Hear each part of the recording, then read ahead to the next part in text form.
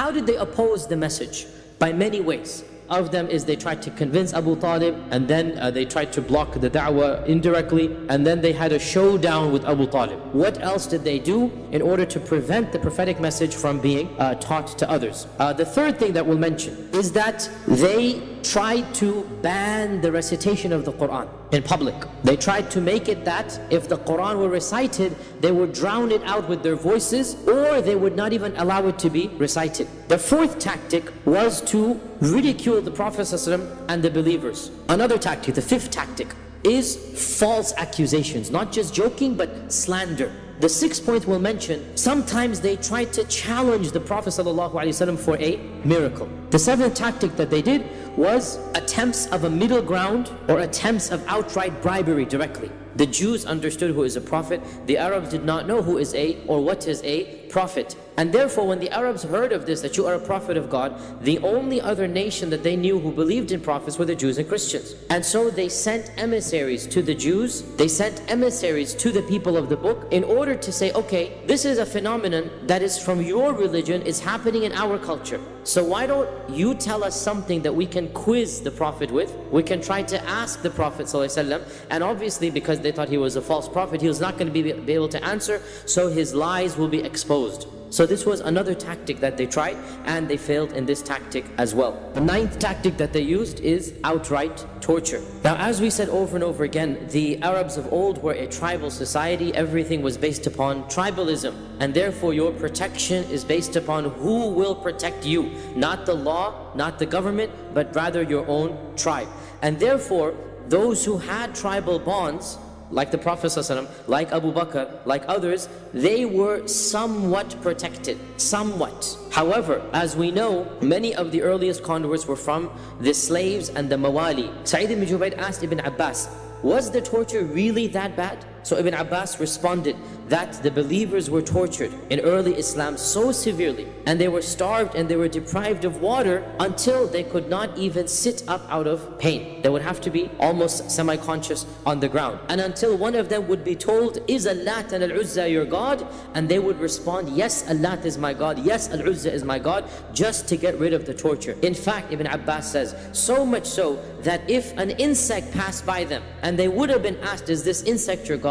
They would have responded, yes, it is my God, just to get rid of that torture. The main culprit behind all of this torture was none other than Abu Jahl. Now the question arises, what happened with the Prophet ﷺ himself? Did he undergo any physical torture? No doubt that the Quraysh overall and the Prophet ﷺ as well were relatively protected. But this does not mean that nothing happened to them. This does not mean that they were completely immune. Rather, we have a number of incidents in which the Prophet ﷺ was physically harmed. Eventually, of course, they talked about assassinating him, and then they had multiple assassination attempts, culminating in the grand assassination attempt that took place the night before the Hijrah. Sometimes Allah subhanahu wa ta'ala in His divine wisdom protected him, and sometimes for wisdom Allah knows he was not protected. There was a time when Abu Jahl was boasting to his peers, to his colleagues in Quraysh, and Abu Jahl said to the people that I swear by Allat and Al-Uzza that if I see this man again, one more time, the Prophet ﷺ, I am going to put my foot on his neck, meaning when he's in sajda, and I'm going to throw sand onto him. And the Prophet ﷺ came that day, Abu Hurairah narrated, and he started praying. And when the Prophet ﷺ went into sajda, Abu Jahl came forward trying to or attempting to put his foot on the neck of the Prophet ﷺ. But before he got to him, the people around him saw that he turned backwards. He started walking backwards, and he started pushing with his hands away, and they couldn't see what was happening. And when he returned back, they said, what happened? What happened to your threat? Why did you walk away? We saw you putting your hand out.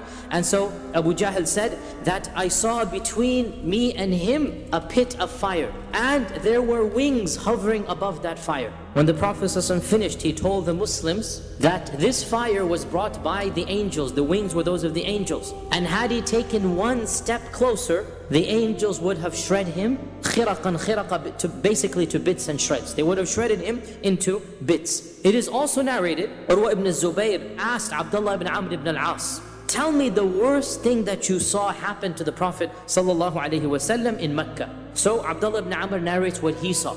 And he says, once the Prophet ﷺ was praying next to the Kaaba, when Uqba ibn Abi Mu'ayt came from behind him, and he took off his thawb, his garment, could have been like a type of shawl, and he threw it around his neck, the Prophet ﷺ's neck, and began to choke him. And the Prophet ﷺ was struggling with that choking, and the people did not intervene at all. Until finally Abu Bakr was told that your companion is being tortured. And so he rushed to the masjid and he began beating up from behind now, because now the process is being choked from behind. And so he attacked Uqba and he said to him, أَتَقْتُلُونَ رَجُلًا أَنْ يَقُولَ رَبِّيَ اللَّهِ? Are you going to kill a person just because he says, my Lord is God, my Lord is Allah? And there are other examples of this nature where they physically harmed him. Sometimes the harm was not physical but rather emotional. So Ibn Mas'ud said that once the Prophet ﷺ was praying again in front of the Kaaba, when Abu Jahl and a group of his ilk, of his peers, were sitting around each other, and the day before a camel had just been sacrificed. So Abu Jahl said, who amongst you will go to the carcass of that camel? There is a dump area outside Mecca. There's an area where you would throw your trash. So who will go to the carcass of that camel and bring the entrail, the intestine, the guts, that which nobody's going to eat, it's been thrown away. Bring that and throw it on the back of the Prophet of Muhammad when he is praying to his Lord. And so the worst of them, Ibn Mas'ud says, the worst of them, Uqba ibn Abi Mu'ayt, the one that we just mentioned. He goes to a dead carcass and he puts his hand inside this filthy, decomposing body, and he carries with his own two hands entrails, blood, this disgusting sticky substance, and he comes from that yard, from that lot, and he walks all the way into the city, and the Prophet ﷺ is still praying, because as we know, the Prophet's prayer was long. He waited for him to go into sajda. The Prophet ﷺ is unaware of what's happening behind him, and when he fell into sajda, then Uqba came and he dumped all of the stomach and the entrails and the intestine, it's a camel, it's not a trivial animal, and he dumped it all onto the head of the Prophet ﷺ while he is in sajda, and all of it fell onto him, and the weight of it was so heavy that he could not lift himself up. Ibn Mas'ud said, فَاسْتَضْحَكَ الْقَوْمِ. The people began to laugh so hard that some of them had to fall onto their sides, and others were hitting themselves. You know how they do when they laugh like this? And others were hitting themselves. And I was standing from a distance looking, but I had no way to help. I didn't have mun'a, meaning there was nobody that would have supported me. I am Ibn Mas'ud, these are Abu Jahl and whatnot. And the Prophet ﷺ remained sajid, remained in sajda, until some persons went to tell Fatima, who at this time was probably around 8-9 years old, went to tell Fatima that your father needs your help. And so Fatima was a Juwaydiyah, was a little girl, Ibn Mas'ud is saying. She was a little girl at the time, and she began crying and running towards the Prophet ﷺ and helped him get this dead animal off of his back.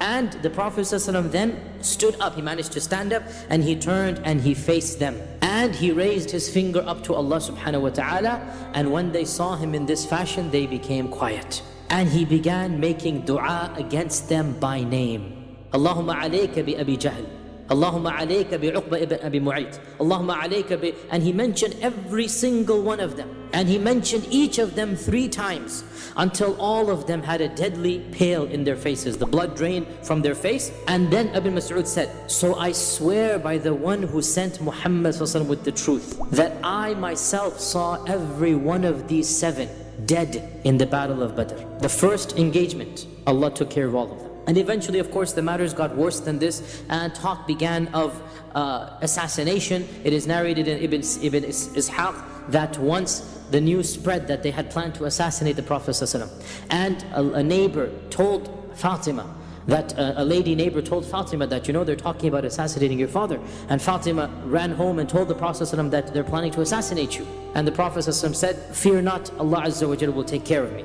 Bring me water. And so she brought him water. He did wudu, he made dua to Allah subhanahu wa ta'ala, and he walked into the masjid. And they had their arms and they were ready to kill him, but not one of them could move. They all became paralyzed. They could not stand up. And the Prophet ﷺ took some sand and threw it at their faces while they're sitting and looking at him, and they were completely paralyzed. And he said, Shahatil wujuh, may these faces be cursed. And in this riwayah as well, the Sahabi says, every one of these were of those who were killed in the battle of Badr. The last tactic that they did is the tactic of the boycott. And the boycott is its own topic that we're going to talk about. When the Sahaba reached around, we don't know an exact number, but roughly a ballpark figure, around 20 or 30 of the Sahaba were present, the Prophet ﷺ realized that he needed a place to congregate. Because they couldn't do so in Mecca, in the Kaaba, because it was too public. A lot of Muslims were secret Muslims. So the Prophet ﷺ decided to choose the house of, as you all know, Al-Arqam ibn Abil Arqam. And so Darul Arqam became the place where the Sahaba would meet. When did this happen? We don't have any year, but probably around, we would estimate around the middle of the 3rd or the beginning of the 4th year. In other words, as soon as the da'wah went public, within a few months after that. Remember, the da'wah went public after 3 years, right? After 3 years, when the da'wah becomes public, all of this persecution begins. The Prophet ﷺ needs a place, so he chooses the house of Al-Arqam.